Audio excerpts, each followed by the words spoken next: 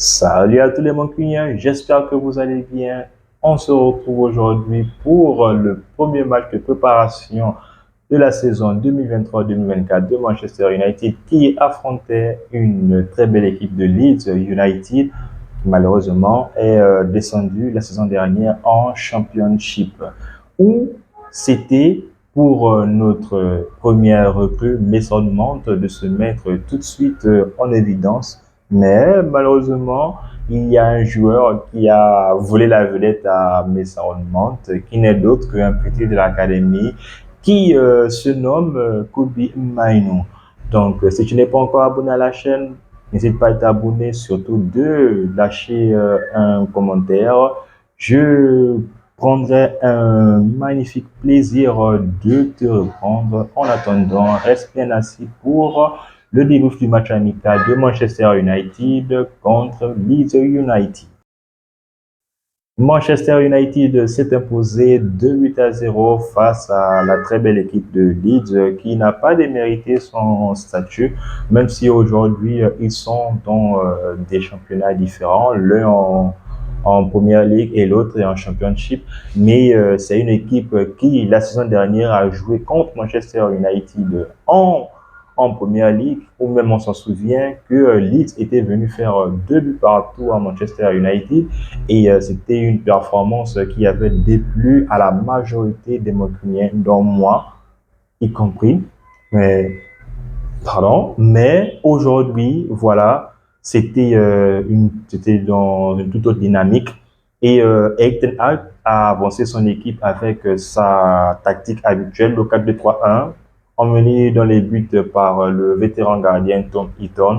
Et l'axe central était emmené par Akainu et Aokiji, qui ne sont d'autres que Lisandro Martinez et de Raphaël Varane. Sur les côtés de la défense, notre meilleur tacleur, Aaron Wan-Bissaka, et sur le côté gauche, on retrouvait le petit Fernandez Alvaro.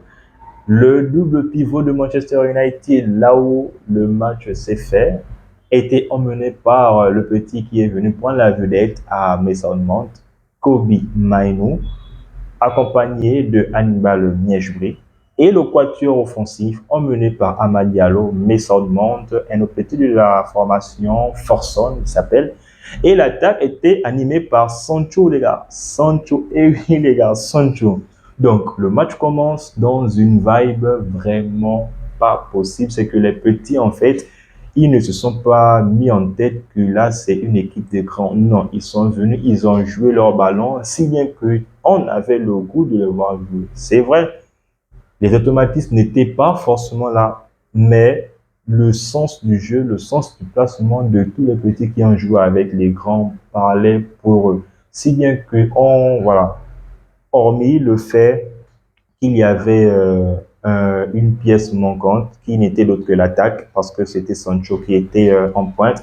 Et ça s'est clairement vu que ce n'est pas son poste de prédilection, où ce dernier a magnifiquement pêché et il n'a vraiment pour moi rien apporté, même si c'est mon joueur préféré en ce moment à United, mais il n'a rien apporté, il faut bien le reconnaître. Donc, l'animation offensive, c'est vrai, les jeux en une touche étaient là, les combinaisons étaient là, mais la finition n'était jamais au rendez-vous. Si bien que Amad Diallo, avec son expérience qu'il est allé acquérir en championship, là, on va dire, un peu surmonté, là, un peu, là, comment on va dire, là, raffermi davantage. Mais c'est juste le coup de rein qui manquait, juste ce petit but-là qui manquait pour venir vraiment asseoir son talent. Mais là, ça ne s'est pas forcément bien passé. Mais il y avait donc ce plaisir-là de voir jouer ces jeunes accompagnés par certains vétérans. Donc, en défense, Alvaro Fernandez était accompagné par 3 vétérans de l'équipe première. Martinez, qui a fait un retour pour moi incroyable. Ça faisait vraiment longtemps depuis sa blessure contre Séville en quart de finale en Europa. Mais c'est vraiment un défenseur de ouf, les gars. C'est vraiment un top défenseur. Très, très bon match de sa part. Très bon retour que ce soit dans l'anticipation, que ce soit dans le corps à corps, que ce soit dans la vitesse, c'est un gars qui est toujours là. Et voilà, tellement content de voir notre boucher de retour. Et j'espère peut-être que on prendra sur le mercato un défenseur pour venir le suppléer parce que le match s'annonce, la saison s'annonce encore longue. Et la saison dernière, United a joué le plus de matchs. Moi, c'est la seule équipe, bien l'une des seules équipes anglaises ayant joué le plus de matchs. Et ça s'est vu, donc ça s'est vu à un moment donné qu'on était cramé. Et donc, j'espère qu'on pourrait avoir un défenseur, bon, même si ce serait très, très difficile. Et voilà, Akainu, donc, qui est Martinez, match parfaitement maîtrisé de sa part. À côté de lui, Aokiji, la force tranquille, Varane, bras pourri, il a mené son équipe. Voilà, lui aussi, que ce soit dans l'anticipation, que ce soit dans la vitesse, sur les airs, impérial, sur tous les compartiments. Même il a aussi été pris à une action à contre-court où il ne savait pas où donner la tête. Mais heureusement, il y a eu un très bon retour défensif de la part de Hannibal Niejbri, qui, ce dernier, a eu le tout premier tir de la rencontre, mais malheureusement, n'a pas conclu l'action comme il le fallait. Donc, c'était, on va dire, le point noir de Manchester United lors de ces premières 45 minutes, car on n'avait pas d'attaquant. Donc, l'animation était très, très, très bien composée. Mais malheureusement, il n'y avait pas ce tir-là devant le but pour nous planter un but. Même notre première recrue, Mason Mount, avait l'air un peu perdu. Si bien que pour sa première, bon, je lui donnerais, je vais dire, je ne vais pas être aussi trop sévère. Je ne vais pas aussi être trop gentil avec lui. Je vais donner 5 sur 10 parce que voilà, il n'a pas encore apporté du Mount de Chelsea, mais voilà, ça va venir avec le temps. Et comme je le dis, un petit lui a pris la vedette, Kobe Maino, qui, les gars, match spectaculaire de sa part. D'habitude, lorsqu'il fait ses minimes apparitions avec United, il jouait soit en 8, soit en 10 parce que Kazé était là. Mais là, il a joué en 6 et il était parfaitement bien placé pour récupérer tous les ballons. Je dis bien tous les ballons qui venaient du côté adverse de Leeds United. Très bien placé dans les anticipations, très bien placé pour toujours mettre le pied pour ratisser un ballon qui traîne, un ballon qui veut passer pour aller voir le gars de Manchester United. Et c'est un petit aussi très bon techniquement. On va dire un Paul Pogba dans son prime, un Paul Pogba en France. C'est comme ça que je l'ai trouvé et très sincèrement, j'ai été vraiment émerveillé en le voyant. Comme je l'ai dit, il a pris la vedette à Mantes et c'est vraiment le petit en première mi-temps qui m'a le plus fait kiffer la rencontre. Manchester 109 donc rentre dans les vestiaires avec un score nul et vierge, 0 but partout. Et en seconde période, vu que Ten Hag est en préparation, donc il fait jouer tous ces jeunes de l'effectif.